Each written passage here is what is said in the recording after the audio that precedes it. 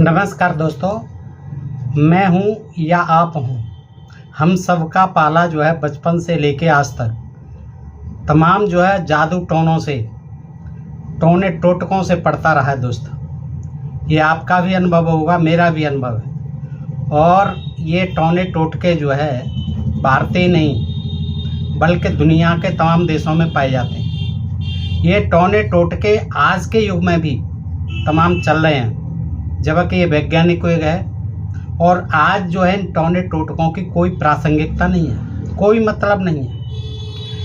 लेकिन जनता है कि ये अंधविश्वास में, पाखंड में इतनी लिप्त है कि चाहे वो पढ़े लिखे हों चाहे अनपढ़ लोग हों, वो जो इन टोने टोटकों में आज भी आकंठ डूबी हुई है। आज भी अंधश्रद्धा बस जो है, अंधविश्वास बस इनमें विश्वास करती है।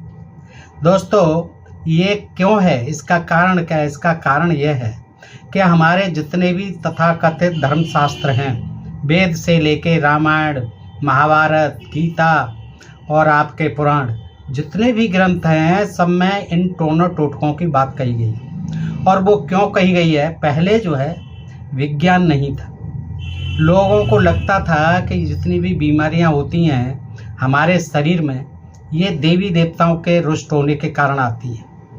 ये जो हम पर आपदाएं आती हैं, जैसे बाढ़ आदि है, ये तमाम जो विपदाएं आती हैं, प्राकृतिक आपदाएं जो आती हैं, वो भी देवी देवताओं के रूठ जाने पर आती हैं। तो दोस्तों, वो लोग जो है उनको मनाते थे, तो तमाम उनको जो जतन करते थे उनको टोने टोटके कहा जाता था। और आज भी तमाम तांत्रिक मांत्रिक ये लोग जो है टोने टोटके करते हैं। जनता जो गरीब है, आज भी जो डॉक्टरों के पास नहीं जा सकती है, दूर देहात में जहाँ चिकित्सा की सुविधाएं नहीं है, हॉस्पिटल नहीं है, और वो लोग इतने गरीब हैं कि डॉक्टरों की फीस नहीं दे सकते, दूर शहर में जाकर के इलाज नहीं करा सकते महंगा, तो वो क्या करते हैं, अपना प्राकृतिक रूप से उसी चिकित्सा यानी जादू टोने में ही विश्वास करते हैं। और यही तमाम जो है अपने उपचार करते हैं जो हमारे धर्म ग्रंथों में बताए गए। दोस्तों, वेदों में बताया जाता है, 4 वेद हैं, आप जानते ही हैं, ऋग्वेद, यजुर्वेद, सामवेद, अथर्ववेद। अब इनमें जो वेद हैं, ये कहा जाता है कि ये बड़ा विज्ञान था, इनमें बड़ा विज्ञान था। और जो आधुनिक विज्ञान है उसमें ये सारा वेदों में सब लिखा हुआ था। तो दोस्तों, जब हम पढ़ते हैं तो ज्ञात होता है कि ये अथर्ववेद, वैसे तो सभी वेदों में है, लेकिन जो अथर्ववेद है, 4था वेद, उसमें जो है तमाम इसी तरह के टोने टोटके दिए गए, जो कि दोस्तों आप जानेंगे तो ताज्जुब करेंगे कि आज इनकी कोई प्रासंगिकता नहीं है, कोई मतलब नहीं है। लेकिन जो समाज में टोने टोटके चल रहे हैं वो इन्हीं ग्रंथों के आधार पर चल रहे हैं। आज मैं आपके समक्ष जो है अथर्ववेद से सप्रमाण रखता हूँ, श्लोक नंबर भी बताऊंगा, और ये बताऊंगा कि किस तरह से ये ऋषि महर्षि जो होते थे प्राचीन, वो किस तरह से लोगों का इलाज करने के लिए, अपना इलाज करने के लिए, पशुओं का इलाज करने के लिए इन टोने टोटकों का प्रयोग किया करते थे। तो आइए दोस्तों देखते हैं अथर्ववेद से। दुखनाशक टोनों को भी निम्नलिखित उपवर्गों में विभाजित कर सकते हैं। अब जो देखिए, दुख को हरने वाले हैं यानी दुख का नाश करने वाले हैं, वो टोने टोटके जो है कौन कौन से हैं देखिए। रोग नाशक जादू टोने, वेद पढ़ने से पता चलता है कि उन दिनों भी रोगों का कोई अंत नहीं था। जो बीमारियां आज हैं वो पहले भी थी। ज्वर, खांसी, यक्षमा यानी क्षय रोग, पीलिया, जलोदर, गंडमाल, कोढ़, गठिया आदि सैकड़ों व्याधियों से लोग परेशान रहते थे, संतप्त रहते थे। उनके इलाज के लिए औषधियाँ, लेप आदि ही पर्याप्त नहीं समझे जाते थे। औषधियों का तो प्रयोग होता ही था, खिलाई भी जाती थी जड़ी बूटी, आयुर्वेद के इलाज जिसे कहते हैं, और लेप आदि भी लगाए जाते थे। लेकिन इसके साथ साथ जादू टोनों से भी सहायता ली जाती थी। मंत्र जप भी किए जाते थे। रोग को चिपटने वाला भूत समझा जाता था। क्या समझा जाता था?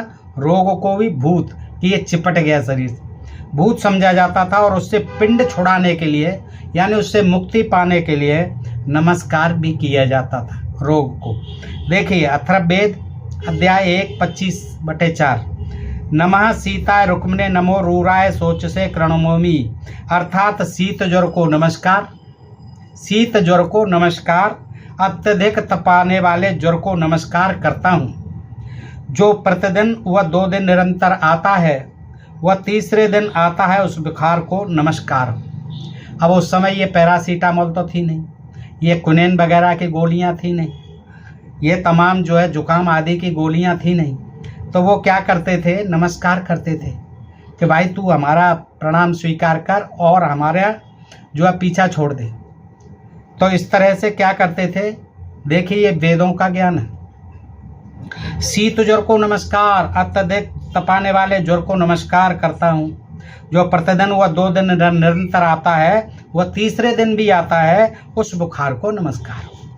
पीलिया में रोगी का रंग अत्यधिक पीला हो जाता है, जैसा कि आप जानते हैं, और आज जानते हैं कि लिवर की खराबी के कारण जो है पीलिया रोग होता है। उसे उतारने के लिए ऐसा मंत्र पढ़ा जाता था जिससे वह रोगी को छोड़ पीले या पीले रंग वाले पक्षियों पर जा पड़े। हाँ, पीले पक्षी जो हैं उन पर जा पड़े, पीले रंग के रंगों पर रोगी को छोड़ दे। लेकिन जो पीले रंग हैं या पीले रंग वाले पक्षी हैं उन पर चला जाए। वैद्य रोगी को तसल्ली देता हुआ कहता था, क्या कहता था, सुके सुते हरिमाणम रोपाण कासु ददमसी, अथर्ववेद 1/22/4। अर्थात हम तेरे पीलेपन को तोतों, मैनाओं व गोपी तनक नामक पीले पक्षियों पर डाल देते हैं। बेटा तू चिंता मत कर, तेरा जो पीलापन है ना शरीर का, इसको हम तोतों में भेज देते हैं मंत्रों के द्वारा, मैनाओं में भेज देते हैं और गोपी तनक नामक पीले पक्षियों में भेज देते हैं, तू ठीक हो जाएगा। इस तरह से वो तसल्ली देते थे। ध्यान देने की बात है कि ऐसे टोने भारत में आज भी प्रचलित हैं। किसी शिशु के गिरने, चोट लगने व रोने पर गुरुजन उसे यूं दिलासा देते हैं। बच्चा गिर जाता है, चोट लग जाती है, आज भी इस तरह के टोने टोटके होते हैं कि क्या कहते हैं गुरुजन यानी बड़े लोग भी, देखो बेटा तुम तो ठीक ठाक हो, देखो बेटा तुम तो ठीक ठाक हो, चोट तो उस चींटी को लगी है, कहते हैं ना चींटी मर गई बेटा, कोई बात नहीं, वो खड़े हो जाओ। ऐसे वेद मंत्रों का प्रभाव परवर्ती साहित्य पर भी साफ दिखाई देता है। अन्य जो साहित्य लिखा गया बाद में, ऐसे वेद मंत्रों का प्रभाव उन पर भी पड़ता है। पुराण आदि में जो लिखे हैं, रामायण गीता महाभारत में लिखे।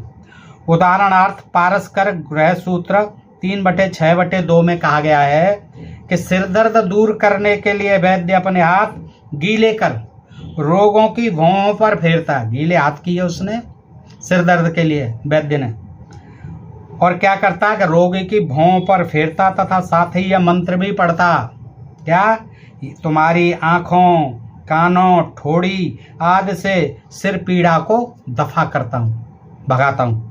जहाँ उक्त प्रकार के मंत्रों से रोगियों को आश्वासन दिया जाता था, वहीं ऐसे मंत्रों की भी कमी नहीं है जिनमें रोगों को संबोधित कर उन्हें डांटना पड़ता था, डांटा जाता था, डपटा जाता था।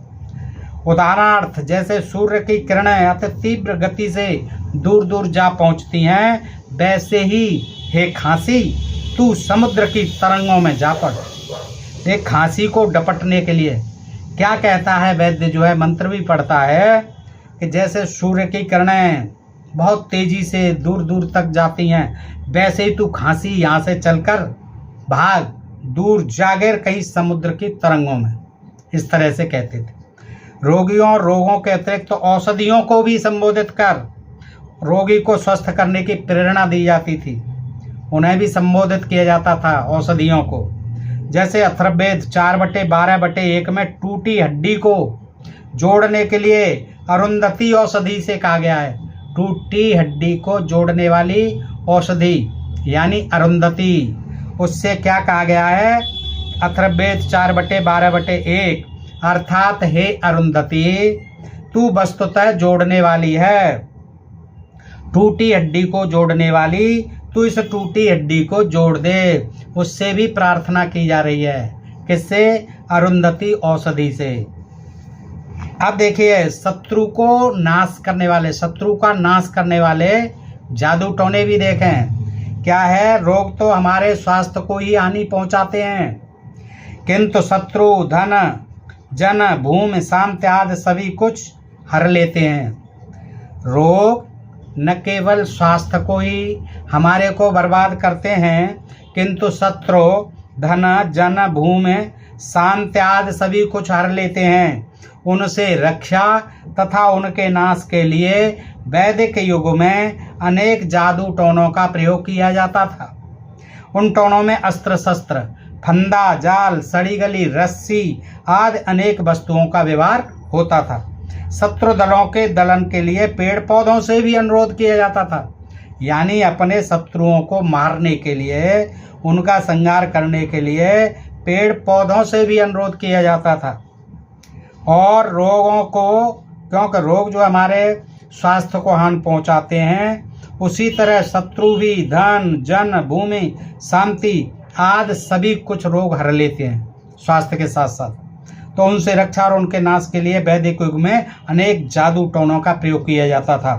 ये देखिए अथर्ववेद 8/8/3 अमूनस्व न्याय श्रेणीनम खादामूनम खदराजम, अर्थात अरे पीपल उन शत्रुओं को काट डाल। देखिए पीपल से कहा जा रहा है शत्रुओं को काट डाल। खदिर, हे खदिर यानी खैर के वृक्ष, उन्हें तुरंत खा जा, वे सरकंडों के समान टूट जाएं, मृत्यु उन्हें प्रहारों से मार डाले। अब हो सकता है कि इनके जो समर्थक लोग हैं इनके कुछ और अर्थ निकालें, करे ये अश्वत्थ जो है पीपल नहीं है, हाँ पीपल नहीं है, ये खैर का वृक्ष नहीं है, कुछ और बताएंगे, कोई अच्छे उपकरण बताएंगे। हाँ ये जो है साफ लिखे हुए हैं दोस्तों, और इसको ज्ञान विज्ञान बताया जाता है। आप देखिए, अरे पीपल अमूनस्वत्थ ने श्रेणी खादामूनम खदराजरम, यानी अरे पीपल उन शत्रुओं को काट डाल जो खैर वृक्ष, हे खदिर वृक्ष, हे खैर वृक्ष, उन्हें तुरंत खा जा। बताइए किसको खाता है? खैर का वृक्ष किसको खाता है? पीपल जो है किसको काटता है? देखिए सरकंडों के समान टूट जाएं। अब संस्कृत में जो कुछ भी लिख दिया बस ज्ञान हो गया। कौन पढ़ रहा है, कौन समझ रहा है? उन्हें क्या पता था कि आगे चल कर के लोग इसकी हिंदी करेंगे और फिर इसको पढ़ कर के डबल हिंदी कर देंगे। देखिए वे सरकंडों के समान टूट जाएं, शत्रु जो है, हाँ उनसे लड़ने की जरूरत नहीं है, उनके सामने पढ़ कर के युद्ध करने की जरूरत नहीं है, बस पीपल की प्रार्थना कर लो, खैर वृक्ष से कह दो कि खा जा, सरकंडों के समान टूट जाएं, मृत्यु उन्हें प्रहारों से मार डाले। हमको लड़ना नहीं है, हम इतने बहादुर हैं, हाँ इनसे कहते फिरेंगे पशु पक्षियों से। आगे देख, केवल मंत्रों की शक्ति से भी शत्रुओं को पराजित करने का यत्न किया जाता था। केवल मंत्रों से ही हाँ शत्रुओं को मारने का प्रयास किया जाता था। उदाहरण के लिए, हे शत्रुओं तुम हमारी मंत्र शक्ति से पराजित हो जाओ भाई, हमारी जो मंत्र शक्ति है उससे पराजित हो जाओ, हमारे सामने लड़ने मत आओ, हाँ तथा डर कर भाग जाओ हमारी मंत्र शक्ति से। मंत्रों के स्वामी बृहस्पति इन शत्रुओं में से किसी को भी शेष न छोड़ें। कौन? बृहस्पति जी। कौन है? मंत्रों के स्वामी, देवताओं के गुरु। लेकिन यहाँ जो है देवताओं के गुरु नहीं है, ये बाद में बने हैं पुराण काल में। यहाँ जो है वेद काल में, वैदिक युग में कहते हैं इनको मंत्रों के स्वामी बृहस्पति। इन शत्रुओं में से किसी को भी शेष न छोड़ें, सबको मार डालें। कौन? मंत्रों के स्वामी बृहस्पति। हमारा प्रयास रहता है कि आप ज़्यादा से ज़्यादा इन तथाकथित धर्म शास्त्रों के माध्यम से जानें कि देखिए इनमें कैसी बेसर की, बेतुकी, अवैज्ञानिक, मिथ्या, काल्पनिक, भ्रामक, अंधविश्वास और पाखंड की जनक देखिए कैसे कैसे वेदों में लिखी हुई है। बाकी के तो छोड़िए आप, और पढ़ कर के ये ज्ञान होता है। और आपसे अनुरोध करता हूँ कि आप जो है पढ़ नहीं सकते हैं तो कृपया इन जानकारियों को मन से स्वीकार करें, पढ़ें, समझें, सुनें दोस्तों, और पूरा वीडियो देखें, तब अपने अन्य मित्रों को भी बताएं कि देखिए जो वेदों की इतनी प्रशंसा और महिमा गाई जाती है। अब जो इन वेदों को, इन पुराणों को जो है नई शिक्षा नीति के तहत इन विद्यालयों में पढ़ाया जाएगा विद्यार्थियों को, तो बताइए भारत का भविष्य कहाँ होगा। भारत का भविष्य जो हजारों साल पीछे चला जाएगा और आगे बढ़ रहा है ज़माना और भारत जाएगा पीछे। इनमें जादू टोनों में जाएगा, मंत्रों से भगाएंगे दुश्मनों को, मंत्रों से भगाएंगे रोगों को। सोचिए, ये वेद ये पढ़ाए जाएंगे, ये विद्या पढ़ाई जाएगी। बड़ा विज्ञान है, गूढ़ विज्ञान है दोस्तों। मैं नहीं कहता, ये आप स्वयं देखिए, सुनिए। आप नहीं पढ़ सकते हैं तो उदाहरण दे रहा हूँ आपको, सब प्रमाण बता रहा हूँ। शत्रु संहार, तेज प्राप्ति आदि के लिए गंडे ताबीजों को सिर्फ भुजाओं आदि पर बांधते ही नहीं थे, आज भी बांधते हैं। उनसे सहायता के लिए विशेष अनुरोध भी करते थे गंडे ताबीजों से कि हमारी मदद करो। अथर्ववेद में दर्भमणि, दर्भमणि यानी दूब निर्मित मणि, दूब से बनाई हुई मणि के उक्त गुणों का विस्तृत वर्णन किया गया है। दूब मणि का अथर्ववेद 19/29/8। दह दर्भ सपत्नानम में दहमय प्रतनायतः, अर्थात हे दर्भ यानी दूब, हे दर्भ मेरे शत्रुओं को जला डाल। कौन? दूब निर्मित मणि, मेरे शत्रुओं को जला डाल, जला दे मेरे शत्रुओं को। मुझ पर सेना सहित आक्रमण करने वालों को जला डाल। देखिए किससे कह रहे हैं? मिसाइल नहीं थी, एटम बम नहीं थे, हाइड्रोजन बम नहीं थे, ये रॉकेट नहीं थे, कुछ नहीं था, ये हथियार नहीं थे, राइफल नहीं थी, पिस्तौल नहीं थी, बंदूक नहीं थी। शत्रुओं से डरकर किससे कहते थे? दूब घास की मणि बनाई जाती थी, उससे कह रहे हैं कि शत्रुओं को जला डाल, जो स्वयं जल जाती है बेचारी है। मुझ पर सेना सहित आक्रमण करने वालों को जला डाल, मेरे सब अशुभ चिंतकों को जला डाल, हे मणि मेरे सब दुश्मनों को जला डाल। देखिए यह वेद का ज्ञान। इस सूक्त के अतिरिक्त दूसरे मंत्रों में भी दर्भमणि से, ये घास की मणि से शत्रुओं को काटने, बीनने, पीसने, छेदने आदि का अनुरोध किया गया है। बाण कमान, तीर कमान आदि से नहीं, बाणों से नहीं, तलवारों से नहीं, किससे? इस दर्भमणि से, जो दूब निर्मित मणि है, घास से बनी। देखिए सपत्नियों का वैर विश्व भर में विख्यात है। सपत्नियों का जो सौत होती हैं, सौतों को सताने व स्वयं पति प्रिया बनने के लिए भी, कि मैं पति की प्रिय बनी रहूं और सौतों को सताया जा सके, इसके लिए अनेक टोनों की शरण ली जाती थी उस समय, आज भी ली जाती है। ऋग्वेद 10/145 में इस विषय के अनेक मंत्र हैं। ध्यान देने की बात यह भी है कि यह सारा सूक्त ही लगभग इसी रूप में अथर्ववेद में उद्धृत है। पूरा सूक्त ही ये सौतों को सताने के लिए और पति की निगाह में अपने को प्रिय बनने के लिए है। ये देखिए, उत्तान प्रणय सुभगे देवजूते सरस्वती, अथर्ववेद 3/18/2, अर्थात हे खड़े पत्तों वाली सौभाग्यदायिनी देव प्रेषित बलवती पाठा नामक औषधि। क्या? पाठा। अब हो सकता है ग्वार पाठा, ये आपने देखा ही है। तो ये पाठा से प्रार्थना की गई है, तू खड़े पत्तों वाली है, सौभाग्य देने वाली है, देव प्रेस देवों द्वारा भेजी हुई है, तू बलवती है।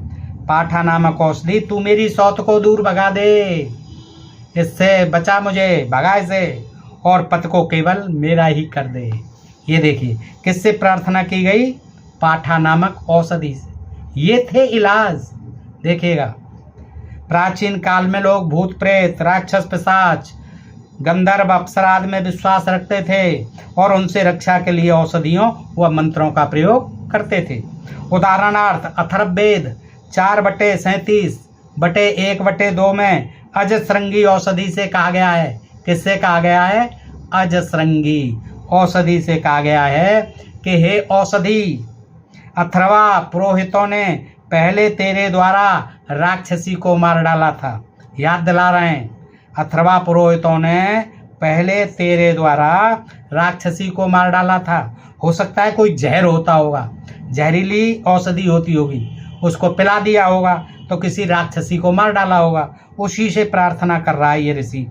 कश्यप, कण्व व अपसत्य ने भी तेरी सहायता से उन्हें मार दिया था।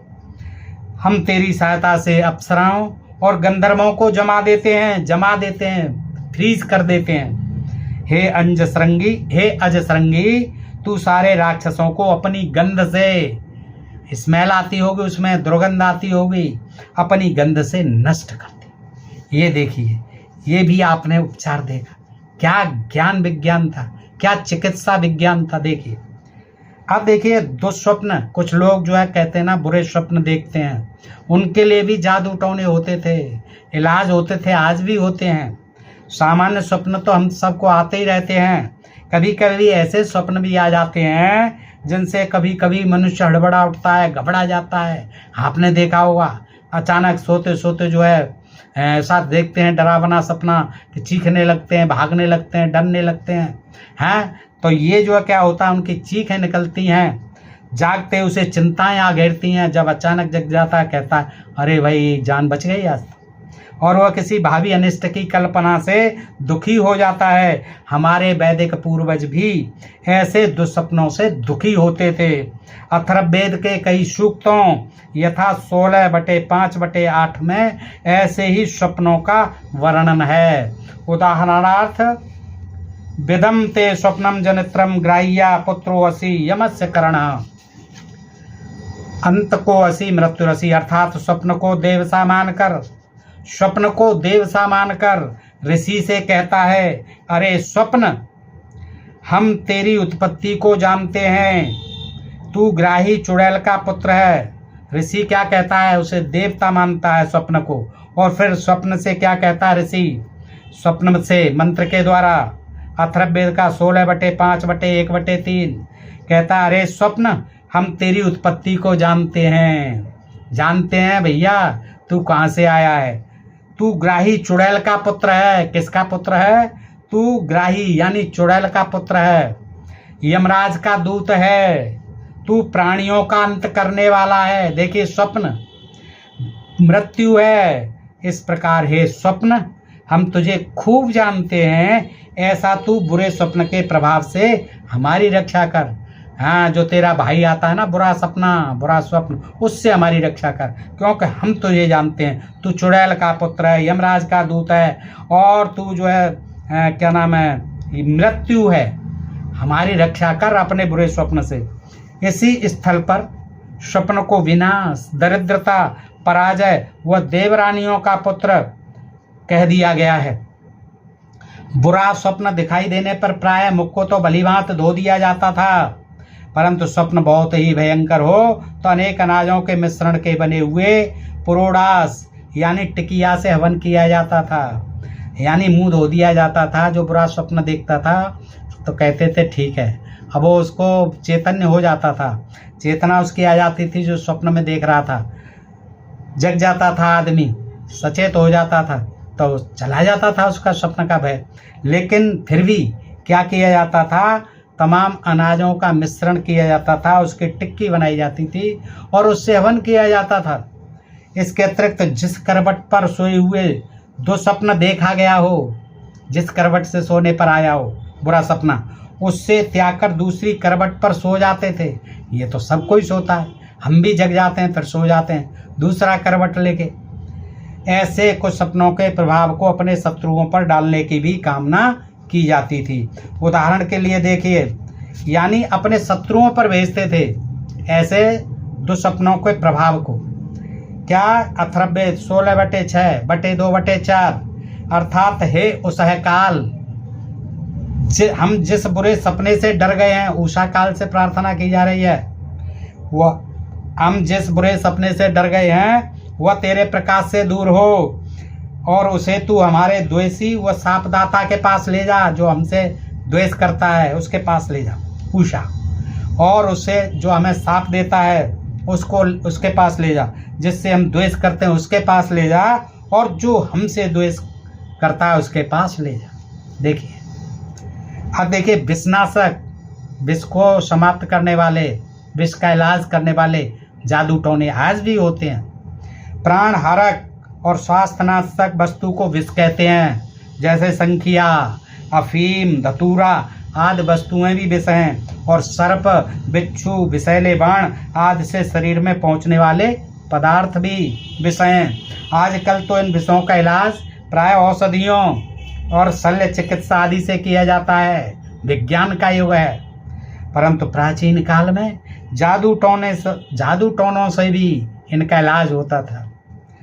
अथर्ववेद 7/58 में कीट पतंग बिच्छू सर्प आदि का विष दूर करने के अनेक मंत्र मौजूद हैं, जैसे अरसस्य सर्कोटस्य नीची नस्यो पस परपतः। अथर्ववेद 7/58/5 अर्थात मैंने भूमि पर सरकते हुए निर्बल बिच्छू के विष को खींच लिया है और उसे मार डाला है। यानी मैंने भूमि पर सरकते हुए निर्बल बिच्छू के विष को खींच लिया है और उसे मार डाला है।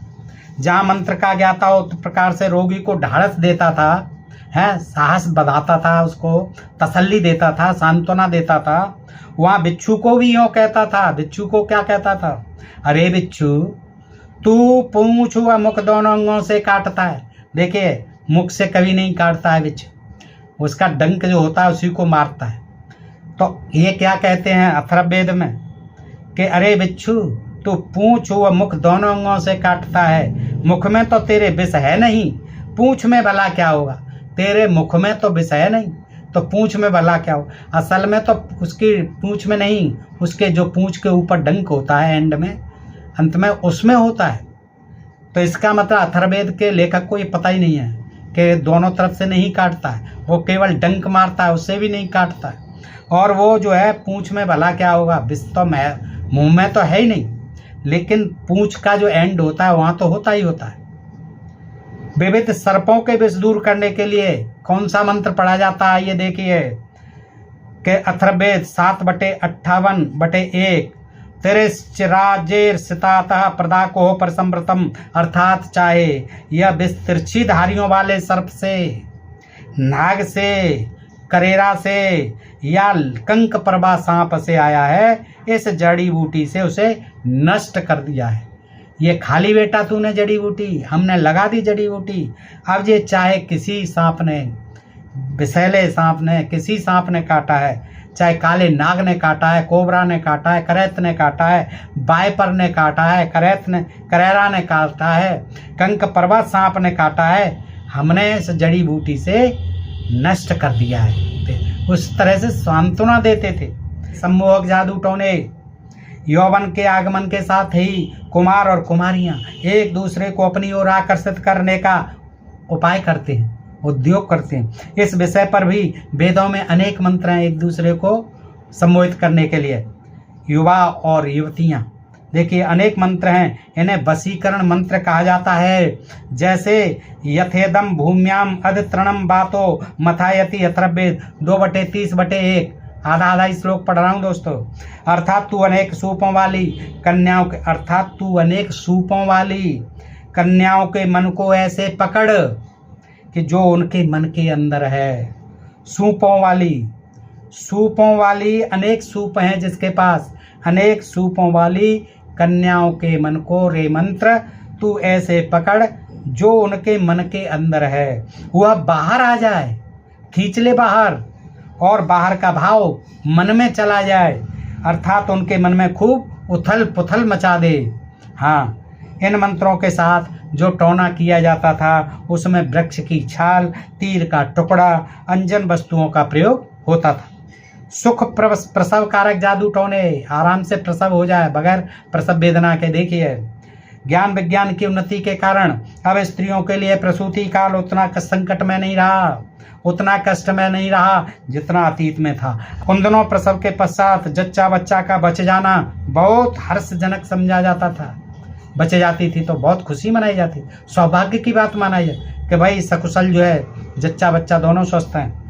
उस समय गर्भवती स्त्री का सिर गर्म जल से धोया जाता था और शिशु की शीघ्र उत्पत्ति के लिए कि जल्दी पैदा हो, ये मंत्र पढ़ा जाता था। यथा वातो यथा मनो यथा पतंती पक्षिणा, अथर्ववेद 1/11/6। अर्थात हे 10 मास के गर्भ, जैसे वायु मन और पक्षी उड़ते हैं, जैसे मन उड़ता है, वायु उड़ती है, पक्षी उड़ते हैं, वैसे ही तू जरायु यानी झिल्ली के साथ तुरंत आ और जरायु नीचे गिर जाए। हाँ, जरायु के साथ तो आता है ये प्लेसेंटा जिसे कहते हैं, और झिल्ली के साथ तुरंत बाहर आ, और देखिए 10 मास के गर्भ, उससे प्रार्थना की जा रही है। पुत्रजनक जादू टोने, जिससे पुत्र ही पुत्र प्राप्त होते हैं। यदि पुत्र उत्पन्न हो तो पिता के वंश की वृद्धि होती है, और पुत्री हो तो दामाद के कुल की। इसीलिए पुत्री का जन्म पुत्र जन्म के समान सुखदायक नहीं माना जाता था, और आज भी नहीं माना जाता है। हमारे वैदिक पूर्वज भी इस तथ्य को बखूबी समझते थे और प्रयत्न करते थे कि घर में पुत्र अवश्य हो। इसी उद्देश्य की सिद्धि के लिए वह वेदों में ऐसे अनेक मंत्र हैं जिनमें पुत्र कामना स्पष्ट रूप से की गई है, पुत्री की नहीं। कहीं कहीं तो यह भी कहा गया है कि पुत्र तो हमारे घरों में पैदा हो और पुत्रियां दूसरों के यहाँ। जैसे अथर्ववेद 6/11/3 में कहा गया है कि अर्थात प्रजापति देवता और अनुमति सिनीबाली नामक देवियों ने गर्भस्थ शिशु की रचना की है। वे कन्याओं को तो कहीं और जन्म दें, किंतु पुत्र को हमारे घर में जन्म दें। प्रजापति देवता तथा अनुमति और सिनीबाली नामक देवियां हैं, उनसे प्रार्थना की गई है जिन्होंने के गर्भस्थ शिशु की रचना की है। वे कन्याओं को तो कहीं और जन्म दें। देखिए कन्याओं के प्रति क्या भावना शुरू से ही है और आज तक है, वो किसी और के घर में जन्म दें। ये था वैदिक युग में स्त्रियों की स्थिति कि हमारे घर में जन्म नहीं हो कन्या का, दूसरों के घर में हो। जुए में विजय के लिए जादू टोने मनोविनोद के साधनों में जुए का ही सदा विशिष्ट स्थान रहा है। वैदिक युग भी इसका अपवाद नहीं था। ऐसा नहीं कि उन दिनों लोग इसकी हानियों से अपरिचित थे।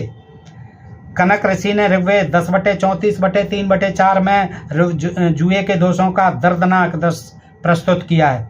जैसे अर्थात क्या प्रस्तुत किया है? जैसे अर्थात सास जुआरी दामाद से द्वेष करती है।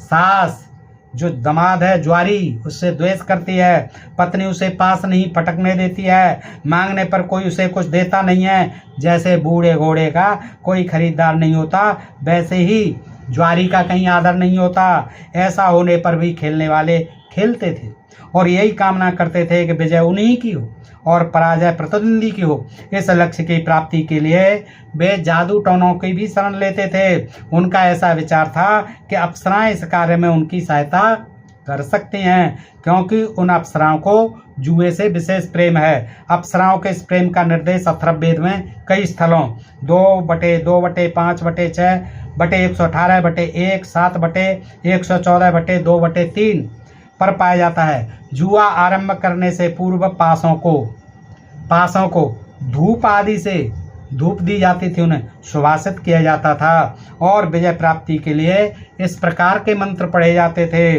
आदि नवमम प्रदीध्वने घृते नास्मम अभिक्षरः। अथर्ववेद 7/114/4 अर्थात मेरे विरोधी ज्वारी का मंगल हो, हार जाए। हे अप्सरा तू हम पर घी की वर्षा कर। अब देखिए कहाँ जुए की बात हो रही है, तू अप्सरा से कह रहे हैं। विरोधी का यानी जो विरोधी ज्वारी है उसका नाश करती है, मंगल करती। और हे अप्सरा तू हम पर घी की वर्षा कर। उसके यहाँ का डेयरी चल रही थी अप्सरा के यहाँ, हैं गाय तो तुम पालते थे, तो वो कहते हैं कि तू हम पर घी की वर्षा कर। जुए में हमारे विरोधी को ऐसे मार जैसे बिजली वृक्ष को मारती। बताइए बिजली यदा कदा गिरती है वृक्ष पर, लेकिन वो कहते हैं ऐसे मार जैसे बिजली वृक्ष को मारती। कल नामक पासा, एक कल नामक का पासा होता था। कलयुग उसी से बना है, कल नामक पासे से। कल नामक पासा जिस पर एक चिन्ह होता था, पराजय का कारण था। उससे डरकर ज्वारी उसे नमस्कार करते थे और घर अर्पित करता हुआ विजय की कामना करता था। उसे घर पर रख के जाता था, उससे प्रार्थना करता था, प्रणाम करता था, उसकी पूजा वंदना स्तुति करता था। किसकी? कल नामक पासे की। उस पर एक चिन्ह बना होता था जो पराजय का कारण होता था। अथर्ववेद 7/114/1 अर्थात उग्र भूरे रंग वाले पासे को नमस्कार, जो पासों का सरदार है। मैं कल नामक पासे को घी समर्पित करता हूँ, घी पिला रहा हूँ, इसे घी समर्पित करता हूँ कल नामक पासे को, ताकि वो हमारे जैसे खिलाड़ी को सुख दे। देखिए क्या क्या उपचार थे, क्या क्या जादू टोने थे, क्या क्या तंत्र मंत्र थे। आप देखिए ये ज्ञान था उस समय, जिसे कहते हैं बहुत विज्ञान था, ये विज्ञान था बढ़ा चढ़ा। उपर्युक्त विवरण से वेदों में जादू टोनों का प्रभाव स्पष्ट हो जाता है दोस्तों कि लोग इनका प्रयोग दुखनाश और सुख प्राप्ति के लिए किया करते थे। प्रश्न ये उठता है कि क्या इनसे बचाव के लिए भी कुछ किया जाता था? इनसे बचाव के लिए जिन पर ये छोड़े जाते थे मारने के लिए, उसका अमंगल करने के लिए, उसके लिए भी कोई जादू टोने होते थे क्या? कि जो लोग दूसरों द्वारा किए गए टोनों से कष्ट ही उठाते रहते थे या उसकी कोई काट भी होती थी, इलाज भी होता था? इसका उत्तर यह है कि इन जादू टोनों के प्रतिकार रूप में भी ऐसे ही कृत्य किए जाते थे। फिर उनकी काट के लिए भी आज भी होता है ऐसा है कि किसी ने कर दिया जादू टोना, फिर उसकी काट के लिए तंत्र मंत्र करने वाले जो बताते हैं। तो ये अपक्राम नानदति विनद्दा गर्द विव अर्थरभ्य 10/1/14 अर्थात अरि कृत्य, उसको कृत्य कहा जाता था। टोने, अरि टोने जैसे बंधन मुक्त गधी रेंकती हुई दूर चली जाती है। कौन? गधी रेंकती हुई दूर भाग जाती है, वैसे ही तू हमारे शक्तिशाली मंत्र द्वारा भगाई हुई यहाँ से अपने करने वालों के पास ही चली जा, लौट जा जिन्होंने की है। अरे तू कृत्य यानी टोने, हे टोने, तू जैसे छोड़ दी गई बंधी हुई गधी जो है जैसे छोड़ दी गई हो और रेंकती हुई वो दूर चली जाती है, ऐसे ही तू फिर यहाँ से हमें छोड़कर दूर चली जा जहाँ से तू आई है, उसी के पास जा जिसने तू भेजी है। अंत में दो प्रश्न उपस्थित होते हैं कि तत्कालीन लोगों को इन जादू टोनों से कुछ लाभ भी होता था या नहीं, और क्या आज इनकी कोई उपयोगिता है? प्रथम के संबंध में यह कहना ज़्यादा ठीक होगा कि अधिकतर जादू टोनों से लोगों को वास्तविक लाभ की अपेक्षा मानसिक संतोष ही अधिक मिलता था। कुछ होता जाता तो था लेकिन आदमी को तसल्ली मिलती, एक संतोष मिलता था, उसके अंदर एक आत्मविश्वास जागृत होता था कि हाँ हम ठीक हो गए, हमारा मंगल हो गया, हमारी बीमारी दूर गई है ना, हमारा भूत प्रेत भाग गया। और वह भी एक तरह का लाभ ही समझा जाता था। ये मनोविकारों के लिए इस तरह से जो मनोविकार, वो मनोचिकित्सा का काम करते थे। वैद्य युग के सामान्य लोग दुखनाश व सुख प्राप्ति के उचित उपाय न पाने पर जादू टोनों से ही शांति पाने की कोशिश करते थे। विज्ञान तो था नहीं कि आज की तरह सारे सुख साधन आदमी खोजता चला जा रहा है, आविष्कार दर आविष्कार करता जा रहा है।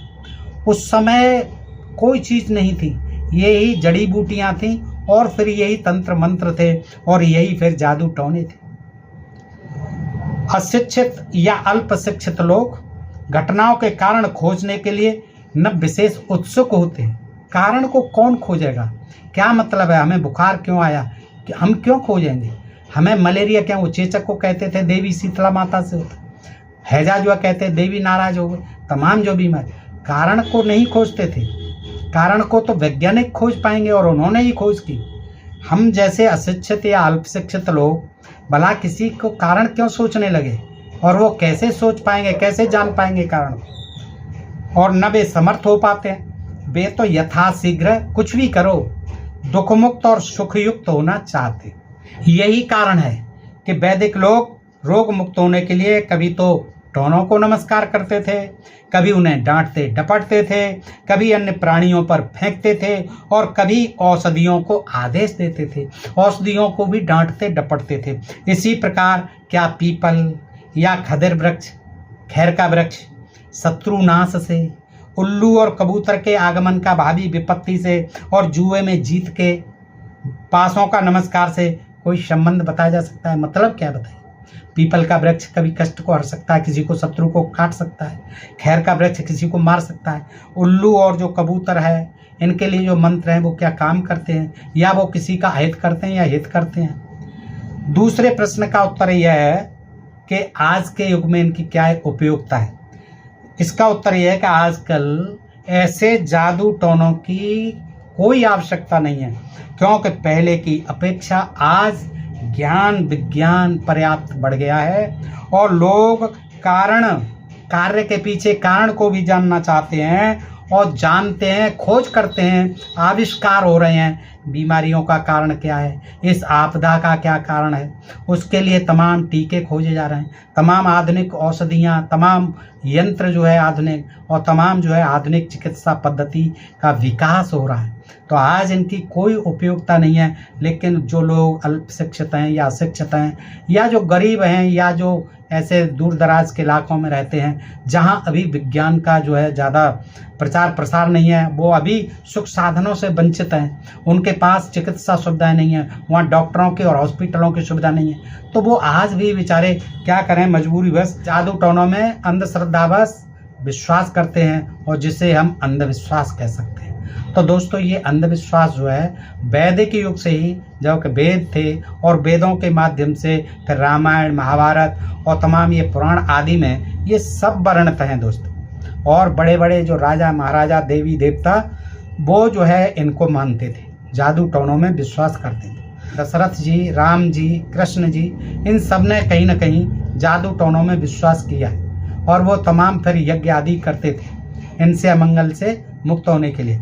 तो बताइए दोस्तों ये जानकारी कैसी लगी। यद्यपि ये वीडियो बड़ा हो गया है, लेकिन आप इसको आदि से अंत तक देखेंगे तो जान पाएंगे, आपकी सारी शंकाएं मिट जाएंगी कि वेदों में कितना ज्ञान है, कितना विज्ञान है, आप स्वयं समझ जाएंगे दोस्तों। और जिनको आज की नई जो शिक्षा नीति है उनको पढ़ाने की तैयारियां की जा रही हैं, तो सोचिए देश का भविष्य किस ओर जाएगा, कहाँ जाएगा, ये सोचने का प्रश्न है दोस्तों। तो ये जानकारी अगर अच्छी लगी हो तो मित्रों को भी शेयर करें, और अपने प्रिय चैनल ढोल में पोल को मित्रों जिन्होंने सब्सक्राइब नहीं किया है प्लीज़ सब्सक्राइब कर लें। फिर मिलते हैं ऐसी ही किसी जानकारी के साथ अगले वीडियो में। तब तक आप सब मित्रों का हृदय से आभार, नमस्कार, जय हिंद, जय भारत दोस्तों।